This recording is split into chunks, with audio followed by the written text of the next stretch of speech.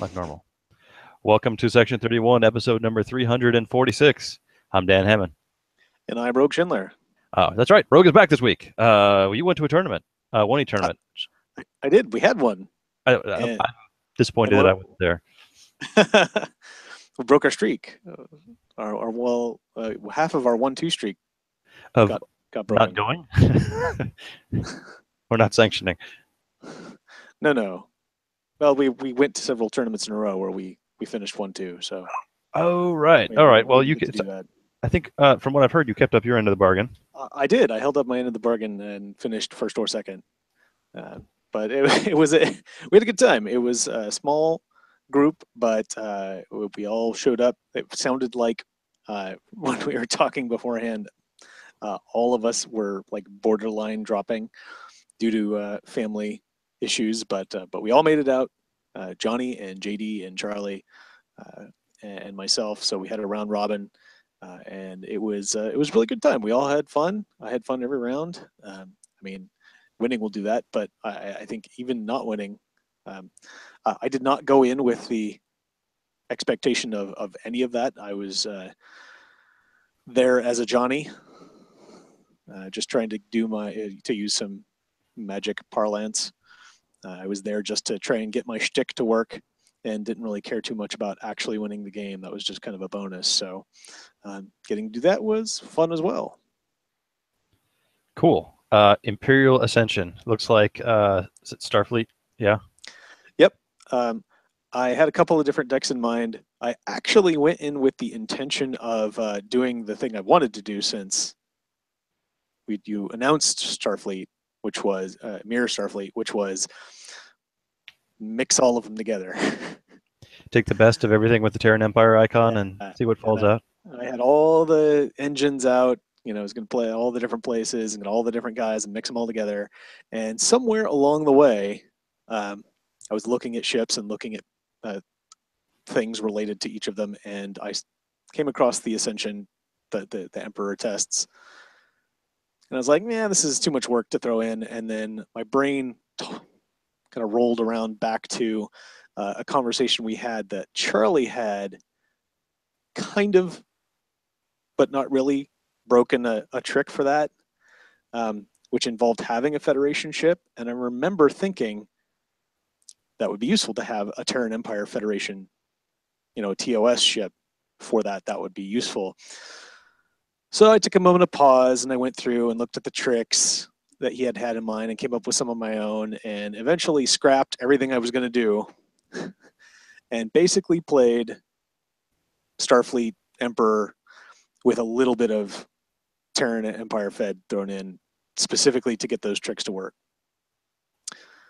Now, as I understood it, because apparently you and Charlie and Michael are the only ones who have played it, Michael Moskop. So that was the memory, yes. The breadth of my well, in the tournament system. I know Johnny's played it once, but he must not have put it his deck in. I know he did not seem to enjoy it, if I recall that correctly. But aside from it taking a while, because you can generally only do one per turn, and the randomness of trying to get a Magic Commander out, the biggest obstacle was the ship battle, right? I think so. I mean, in testing that I've seen, folks either went to go battle the seated Defiant and then take it over, or my trick was a self-seated dilemma, a self-control dilemma that you could fight. Yeah. I remember somebody had given Charlie the advice of, with the Defiant, because it's Federation, using incoming message attack authorization. Right. Play it on the ship, and it's forced to attack, so you have it attack you, but while it's weak, and then you win, and two of your ships have battled. In the battle that you won. And you won. So the problem was that when you commandeer the Defiant, it becomes Fed. Or if you don't commandeer it, it becomes Starfleet, so it's not a Federation ship anymore. So you could take some Federation people with you and make it Federation, but then it's not Starfleet and it doesn't go quite as well. So there were some difficulties with that strategy.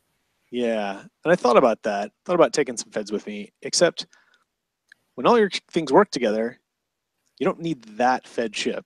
And every time I played against you guys, it was like becoming the emperor was so much to do. That was like one more thing. Like I kept thinking, if I were going to play with that, I would just do it without the emperors. Just put it in a Starfleet deck, have a cool ship, and move along home. So I did the inverse of that. I scrapped that and focused on the emperor ship because if you all work together, you can seed Hulk and Council, and you have a ship. You start with a ship, and it's there. You don't have to take it over. You don't have to worry about whether it's going to convert. So that's where the seed began. And somewhere along the way, while I was playtesting it, I also realized, because of the way they're worded, all of them say at the end of your turn something cool happens, except for that one, it's just when you have won the battle. And so because it's started by an interrupt,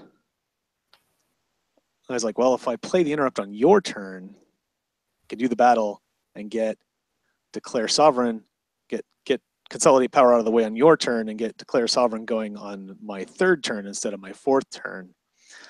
So that is another shortcut. And if I don't draw into a matching commander by the time I need to betray him or her, I think they're all hims, sadly, I can have Kirk on the Enterprise. Sure, with your special download. So that was a little complicated because then you take command of that Enterprise. But as long as you don't care about that, the magic commander enoughness of it, then that was fine. So that's where I started from. I was like, okay, that cuts that corner and that cuts that corner. And I was like, all right, I think that's enough to make this trick triable. So that's what I did. I built that. I kind of started, but yours and Charlie's decks were similar. I took what was common between them. I added a few things. I cut one or two things. I did the opposite of what I usually do, which is I cut all the chaff, anything that wasn't directly related to me accomplishing one of those 4 steps. Now, one of those was you completing a mission.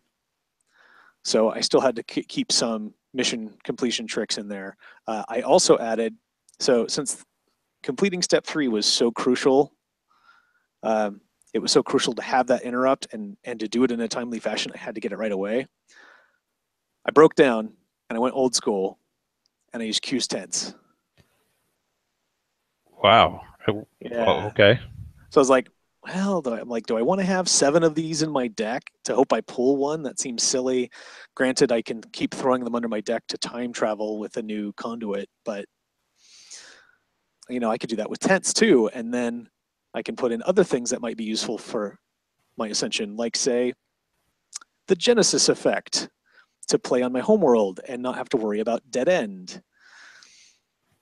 Okay. Because as soon as I lay my cards out, people are going to go, oh yeah, this is, we're going to lock out the homeworld, and that's a go-to anyway, even if they don't know you're ascending. Yeah, I mean, usually my strategy was dead end wasn't really an issue because I went and did 2 missions and then came back to do the homeworld as my third and final mission. Yeah. See, I did not want to have to worry about getting through. Well, you were also getting through a space mission so you could hit the self seed. Exactly, yeah. I was trying to skip that step. And getting and if I recall correctly, a lot of the times when you were playing, you were successfully ascend, but that was the end of the game. That was the idea, yeah. So I wasn't actually using the last so emperor. You never got to be the emperor. Right. It was planting a flag, and then the episode's over. So that was actually a lot of fun because by the time, especially the first game, I was like, "Hey, we did it!" I'm like, "All right, what do I do now?" So I played Charlie first. He did not have a mission debriefing, so I was like, "All right, I have 1 card in hand. I'll stop my emperor and draw 4 cards. Holy crap, I have things to do now." And then the next turn is like, I need this for this other mission, so I'll download that one guy who has all of that. And so that was really cool. And actually having that to help do the other things.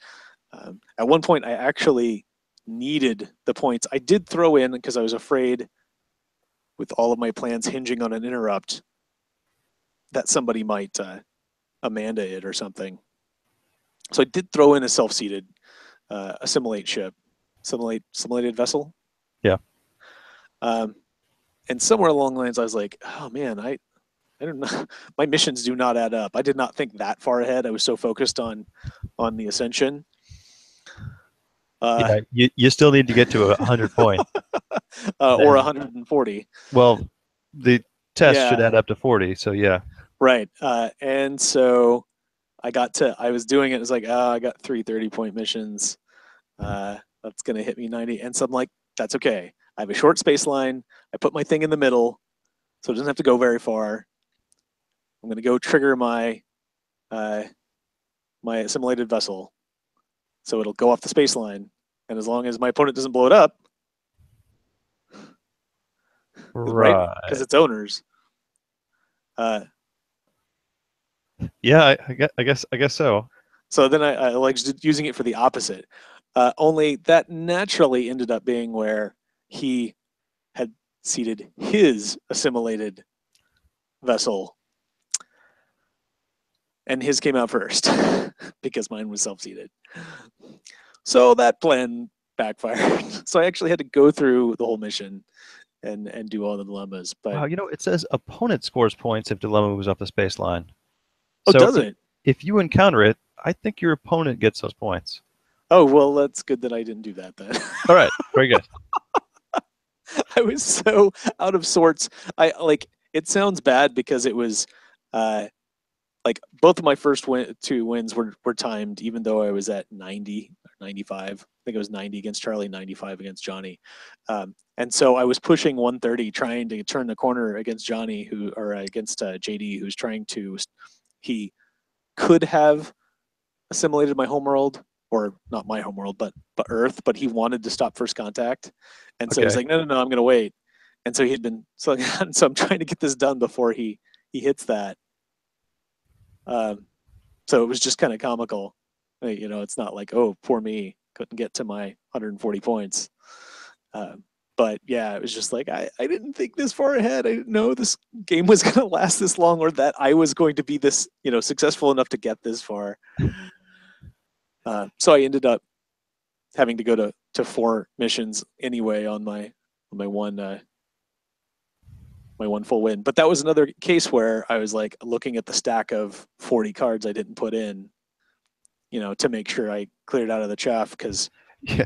You got all 30-point missions except one, which is 25 points. Yep. I didn't. I was not looking at that. I was looking at stuff I needed that got downloaded and the places I needed to go. Having a universal mission. I think I took out a 35-point mission, space mission, to put in that 30-point universal mission, so I would have one more universal mission to make sure that the things I wanted were nearby. Here. So just not really. So there were certainly some flaws, but in the short game, hitting time, I was only running 2 card combos, so they were all stall like crazy. You have to have this pile of crap, or you have to have this, but a bunch of those Botany Bay dilemmas, 3 guys with VIP or 3 guys with geology, and disgraceful assault, I see. Yeah, disgrace. I'm such a sucker. That was one of the future things I did put in for its stickiness, because it's such a cool dilemma if you can pull it off, and it worked really well in the Regency 1 deck, because with the making history objective, you have a point objective in your discard pile, in your point area first turn. Sure. And this is another one where, hey, I'm going to have an objective in my point area first turn. That automatically makes this more awesome. So I crammed in the battle bridge door. Once I broke 12, 13, 14 seed cards, I was like, screw it. I'm throwing in the kitchen sink, and I'm going to play what dilemmas I need. Whatever room I have left, I'll fill with dilemmas. So Um, yeah, it was really shallow.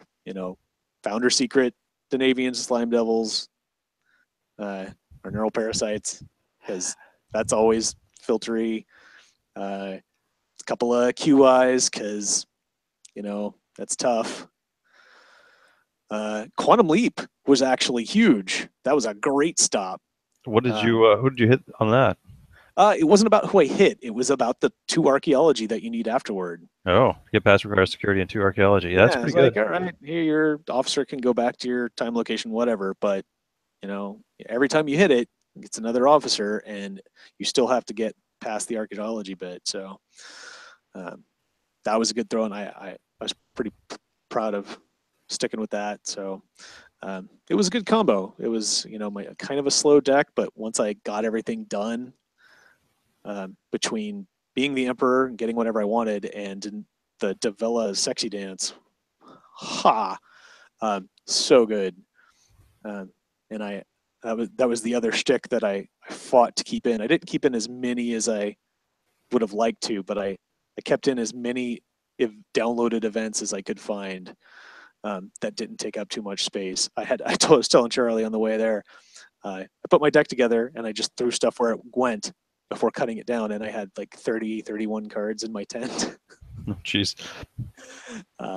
So some got Classic cut. Q's tent, not a Classic Civil Q's War. tent. No, All right. because you can't use the classic tent in your deck if you seed a Civil War. Right. Of course, that makes sense.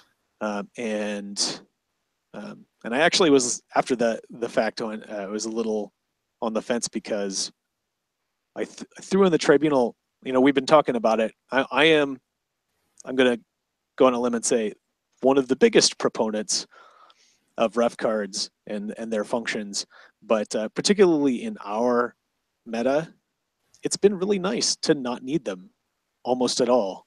The only thing I've been thinking about throwing them back in there for is the scanning now, because all of those are They're active back. again. Yeah. But those dilemmas are good enough that I just use those. But I wanted easy access to 2 different ref cards, and that made it more simple to put in one tribunal than 2 ref cards, and that was Defend Homeworld and Obelisk. And it paid off at least once, where I got to my second turn and I didn't have my tent yet. And the way I did it was turn 1 A, turn 2 B, your turn 2 C, and then my turn 3 D. And I didn't have my my tents, so I Masaka'd my hand. Drew as many cards as I could, threw stuff, Masaka'd. I tried to focus on. Yeah, you had a note about trying to work in either habit of disappearing and or study divergent history, and I went with the latter because those draws were not end of turn. So I'd Yeah. do as Sure. much card drawing as I could first, and then play the tent. So then all I was losing was that last card draw, and that paid off. I got my tent, got my interrupt, stayed on schedule, and that worked well. And having the tents meant I could put in key things that I wanted to get at certain times, like Genesis project, Genesis effect. So a lot of moving parts, a lot of my brain hurting, but it paid off. Yeah, I'm looking through over some of your notes here about using Tantalus Field against another opponent who happens to be in the mirror quadrant. I'm trying to think of what I would do if I were paired against you and we were both trying to do this. Only one person can become the emperor, so it'd be a race to Earth, and I think you'd probably win that race. Is it unique? Can you not have both people Well, you've got to be solve it emperor? with your emperor. Oh, right. You only solve it once, so whoever gets it gets it. But I think the only man, I hate the Tantalus Field. I Is that still in here or did it disappear? No, it's in there.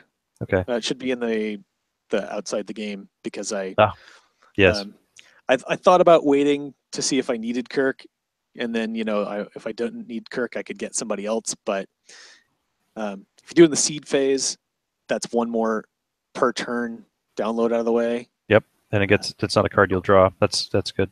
Yeah, Uh, so I went ahead and got him right away, got the Tantalus field out right away, just in case I needed. Never came up, but I was comfortable having that tool available.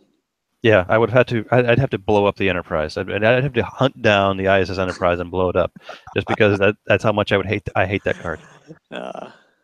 Uh, Good. Well, sounds like it was an entertaining day. And man, I appreciate all the notes that you have here because I'm probably going to pilfer them and reboot my ABCD deck that I used.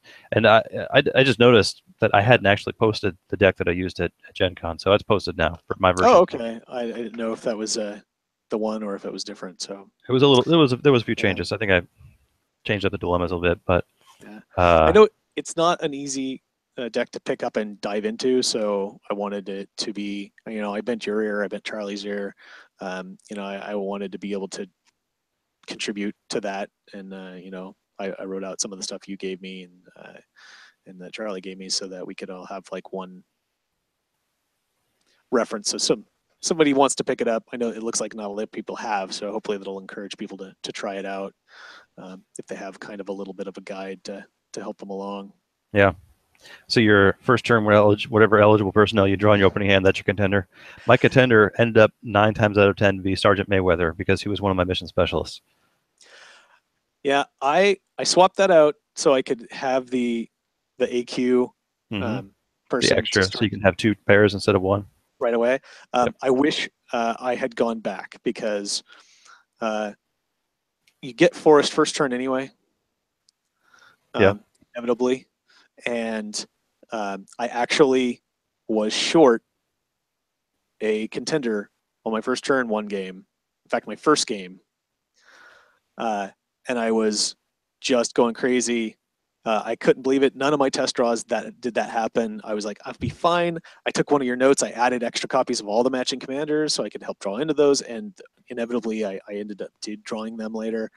But that first turn, I was like, oh, I'll play a guy and draw a card. Nope, still nothing. And I was going to have to use my Masaka on it, which I really didn't want to use it for that because I had the tent.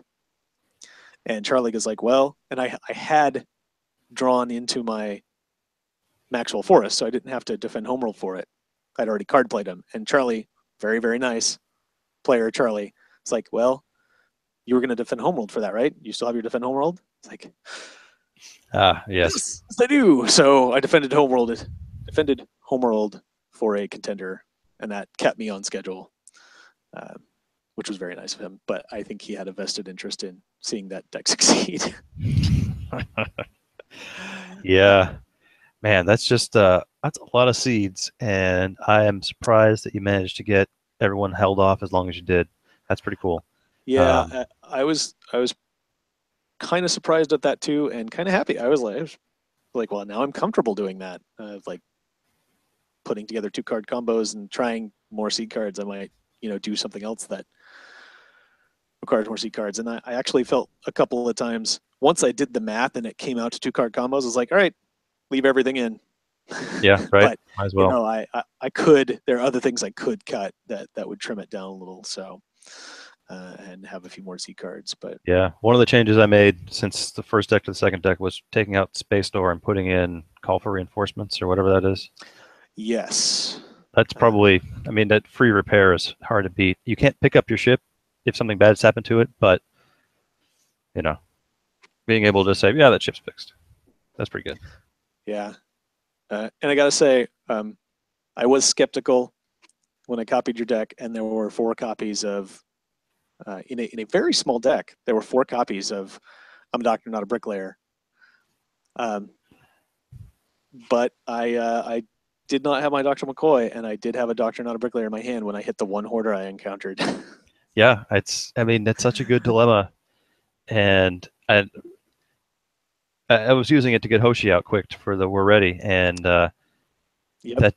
But yeah, it's just so popular. I can't not play it now. Yeah. And every time I had it in hand, I was like, I haven't downloaded anybody this turn. I can go get Hoshi and get my card drawn. Like, but I'm about to attempt a planet mission. and there could be a Horda down there, and I would wait. And it's like, once I get through it, and I'm like, all right, well, now I'll download somebody. Yeah, exactly. Now you got 50 people there. It's like, all right, I got 2 copies. Okay, now I'll download somebody. Or I know the last, it's based on what he played so far, the last dilemma is not going to be Horda because that would be stupid. So I'll go ahead and do it now. Right. Well, great. I'm glad you had a good time. Congratulations on the win. What is the next event on the schedule for us? You guys talk about that? We talked about it a little bit. I know we want to try to play. Well, we can't play in 4 weeks because there is another event going on in 4 weeks. Yes. But I think we had talked about in 2 weeks having an event of some kind, and we had said we'll put something on the schedule. And because we keep talking about it, I actually suggested, since we don't really get to play a lot anymore due to all of our familial time constraints, just having a day of tribbles.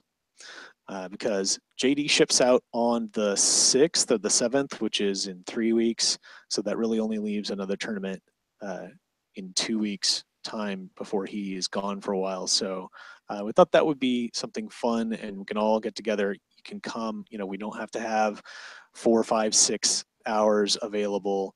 People can come, we'll play, have 2 or 3 rounds of tribbles.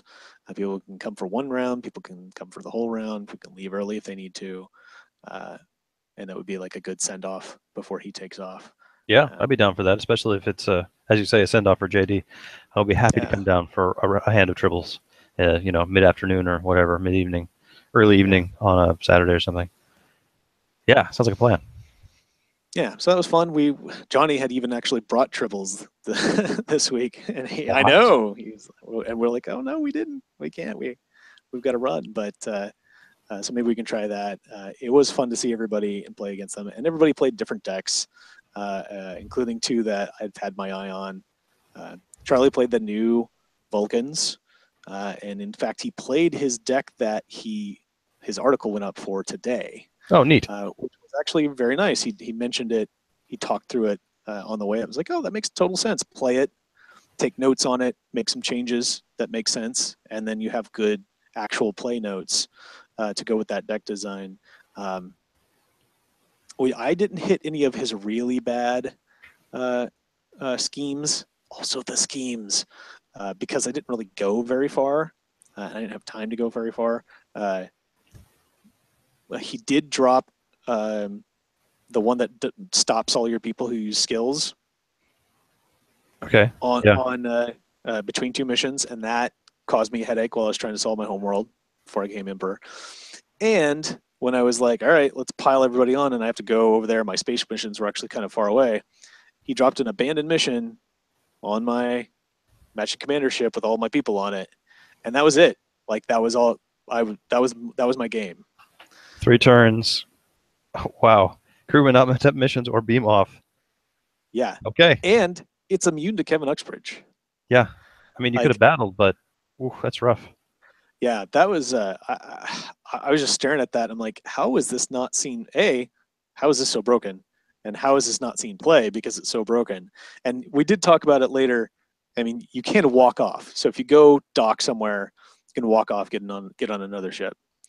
So that's like your one saving grace. Or if you are lucky enough to be playing a lander deck or something where you can hop on a shuttle and go somewhere, that's your way around it. But I was like, I know we have been trying to encourage that the flagship recovered deck where you just use 1 ship, and that would just be hosed. Yeah, that's 3 long turns of trades.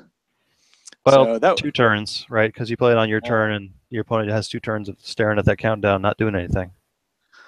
Yeah, so I was glad that didn't come out until later. That was a big one. But that was interesting. The other thing that I thought you'd find interesting, aside from JD stopping first contact and making Charlie's guys go away, was Johnny played gold. Oh my! How did that work? It was great for me. I had 15 more points when I won. I was thinking about it while I was watching because I know we talked a little bit about it before. You're a big fan uh, of that type of card, and I remember him being a big fan of it back when it was called Crystalline Entity in 2E. But it's actually a lot more one-sided than Crystalline Entity, and here's why: because if you choose to play it, um, you have more than likely geared your dilemmas towards it.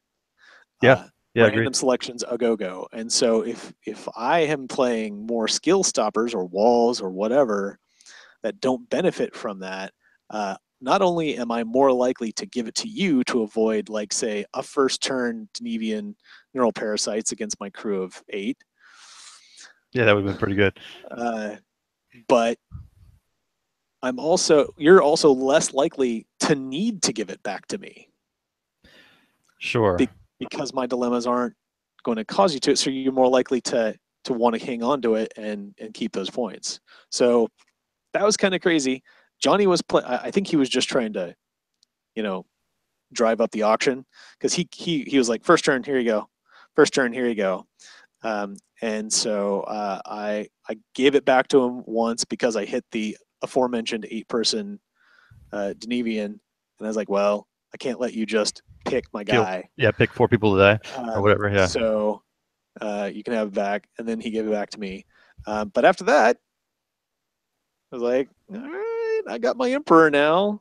My So guys are expendable. you, So you just didn't care when he picked people to die? yeah, I got really lucky. Like, his follow-up dilemmas were really brutal. I hit he killed half my crew. He hit alien neural parasites. So he took them over, beamed because it's beam up, and you take command. So I had 3 guys left on my ship because of the Genesis effect. I wanted to have the right number of people. So he took my 4 guys, beamed up, had 7 guys, beamed them all down, and triggered Mersaka effect or Yeah. whatever, and beamed them all up one at a time. So they all died. Luckily for me, I had another copy of my Captain Forrest was my contender that game. Oh, so you could play another one. And I happened to have another one because he was a Magic Commander. But ha ha, yeah, it was brutal, and I had to wait out the timer on the effect. But once it was done, I could play my couple of guys and walk through. So I Yeah, was not super Michael. keen. I think Michael Moskop hit me with that a couple of years ago at Gen Con with a cube full of drones, and I beamed down a couple of guys, and I hit that, and he said, "Okay, they're my people. I'm going to beam them up and beam them all down, and everyone dies." And I said, Yep. "Everyone's dead. Whole collective's gone." that was unfortunate. Regenerate, Yeah, that's a pretty good combo. regenerate. But yeah, I definitely overheard Gold getting up to 40 or 45 points in Johnny's game against Charlie. So it would be, you have to ask him where that ended up and how he. I think Johnny must have gotten it. I mean, I guess Charlie That's could have had it and Johnny still won, but yeah, they really drove it up. I'm looking at his dilemma pile or dilemmas. Kelvin Show of Force. Yeah. What Quantum Leap? So you get to choose. Oh, that's already Oh choice. yeah. Choose your. Subspace Shockwave kill somebody. Random selection. That's not a random selection anymore. Uh, but the Cloud kill somebody. No, it just stopped. But was he where? Did he have a battle? Yeah, Battlebird side deck. So random selections from that would have killed people. So interesting. Yep. Yeah. A lot heavy with the random selection, and I think everybody but the Borg were playing Battlebridge side decks, which made it interesting for me. Yeah, I was gonna say what was the why was yours in there just for the dilemma damage? The dilemma damage, and it helped. I wanted to use the new Starfleet tactic because they were to look cool and they were sitting in my deck or in my stack of cards to be made, and also uh, if I did the shtick, I had to look up the rules. What happens with tactics when you have multiple of your own ships in the same battle?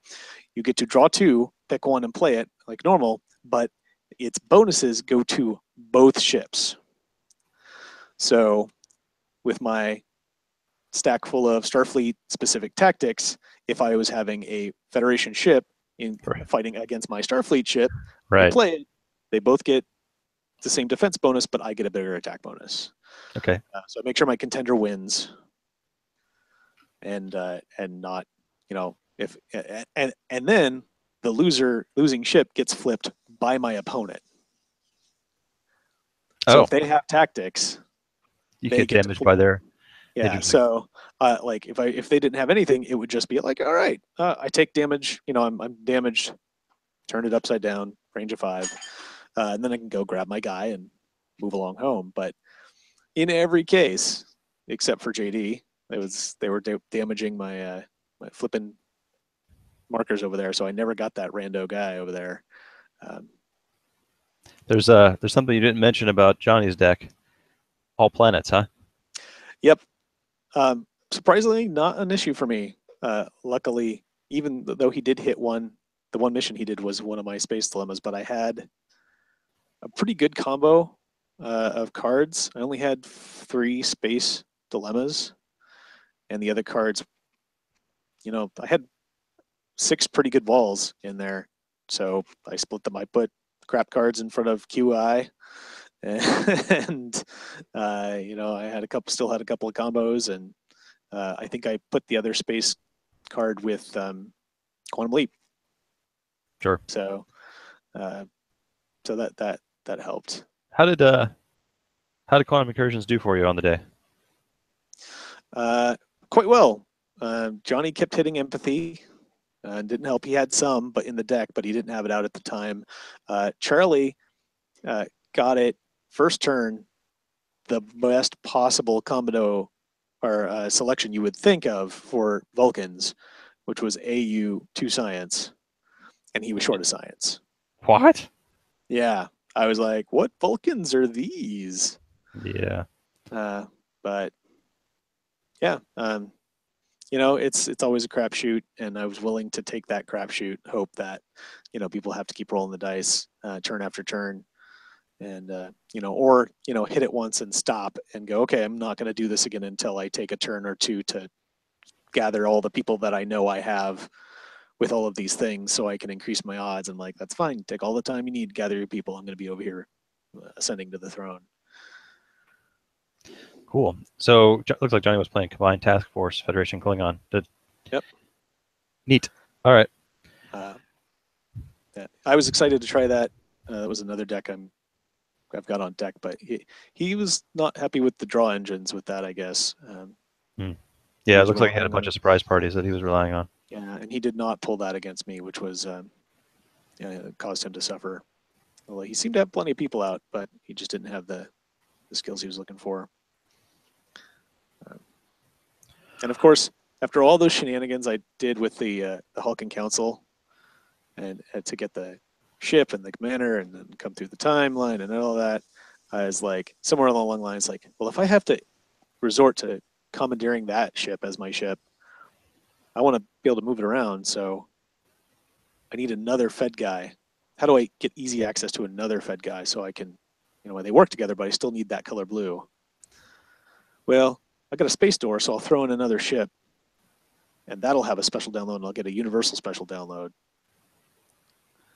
And I can use that guy to put on my other ship, and I can fly that ship around. And then somewhere along actually playing it, I was like, oh, I could just keep my cool ship and attack the weenie ship. And then somewhere after that, I was like, oh, I could have just not seeded all of that other stuff. And just use the space door to get and just use the space door. And just attack the Constitution and been done with it. Which would have been a lot simpler. It would have been a little less seed heavy. But you know what? I had fun having another Enterprise. I had another ship to start with. It was staffed. It had a magic commander. So when I was getting all my captain's orders to fuel my Emperor's ship, they were helping that ship too, so I could ferry him around. So even though it was an over complication of the concept, it was still not in the way. It was helpful to have around. So if you're looking to simplify, yeah, you could skip that. How were you moving from the Hawken Council to the space line? Conduit. Okay. Temporal conduit. You can put a card from hand under your deck, move a ship or crew from the time location to its corresponding mission. Agreed. I just don't And see it on your deck list. it should be in my seed deck. Yeah, I don't see it on I'll the have to, doorways there. no, I'll have to go double check it. I might have accident. What is the? Well, I can go check it. The Yeah. space time, the temporal micro wormhole still in the seed deck. Yeah, it's probably was. Okay, because I moved that around, I believe, so that I could get that. I have to go look at it again, but yeah, temporal conduit. Come forward to. I put my outpost there, so my mission specialists were waiting when I came through, and then I could go ferry if I needed to help move things around to get the contender to the universal mission. Yeah, no, that makes sense. Yeah, pick up another rando guy, so I have 2 pairs to be stopped for studying history. Cool. All right. Well, I look forward to dissecting this and putting it together and taking it apart again and figuring out what I would do differently. And there's a card for this coming out eventually anyway as well. One of the cards that didn't get converted last time is in a Cool. future set. So another reason to play it. So anyway, Yep. Very good. Yeah, if I were going to do it again, I'd probably cut 10 cards and maybe throw in a Fear will keep them in line to get those extra points. That was one of the bonus point cards I cut, and I was like, if I had had this, I would totally have turned the corner by now. Full wins instead of mod wins. Yeah. So, things we learn. But cool. Had a good time. And I Excellent. stood on the shoulders of giants. Or athletics. Wow. Nice. All right. Then let's wrap it up until next week then. All right. Well, that's all of intelligence this week. We hope that you're having fun at your own tournaments. If you play this deck, let us know how you did and what you changed. You can email us at Dan Hammond. Section Sir Dan? 31 at danhammond.com. That. In the meantime, I am Sir Rogue. And I'm Sir Dan. And I will remind you all to crown yourself Emperor of the Universe. And I will draw 4 to end.